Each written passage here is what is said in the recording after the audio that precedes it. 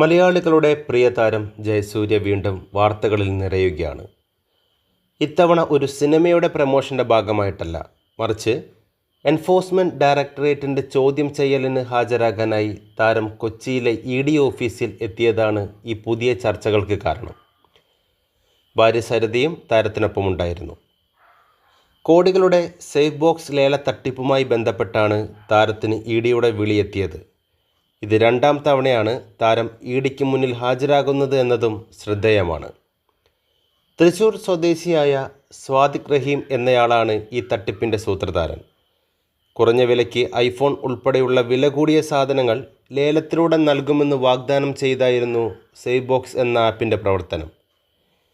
ഏകദേശം 6 കോടിയോളം രൂപ തൃശ്ശൂരിൽ നിന്നു തന്നെ ഇവർ തട്ടിയെടുത്തു എന്നാണ് റിപ്പോർട്ട്. ഈ സ്ഥാപനത്തിൻ്റെ ബ്രാൻഡ് അംബാസഡർ ആയിരുന്നു ജയസൂര്യ. കൂടാതെ ഇതിൻ്റെ ഉദ്ഘാടന ചടങ്ങുകളിലും താരം സജീവമായിരുന്നു. സെലിബ്രിറ്റികളുടെ സാന്നിധ്യം കണ്ട് വിശ്വസിച്ചാണ് സാധാരണക്കാർ ലേല ആപ്പിൽ പണം നിക്ഷേപിച്ചത്. സ്വാദിഖ് റഹീമിന് ജയസൂര്യയുമായി എന്തെങ്കിലും സാമ്പത്തിക ഇടപാടുകൾ ഉണ്ടോ എന്നും ബ്രാൻഡ് അംബാസഡർ എന്ന നിലയിൽ ലഭിച്ച പ്രതിഫലത്തിൻ്റെ ഉറവിടവുമാണ് ED പ്രധാനമായും പരിശോധിക്കുന്നത്. കേവലം ഒരു ലേല ആപ്പ് മാത്രമല്ല, ക്രിപ്റ്റോ ട്രേഡിംഗ്, സ്റ്റാർട്ടപ്പ് മെൻറ്റർഷിപ്പ് എന്നിങ്ങനെ നിരവധി പേരുകളിൽ സ്വാദിഖ് റഹീം കമ്പനികൾ നടത്തിയിരുന്നു.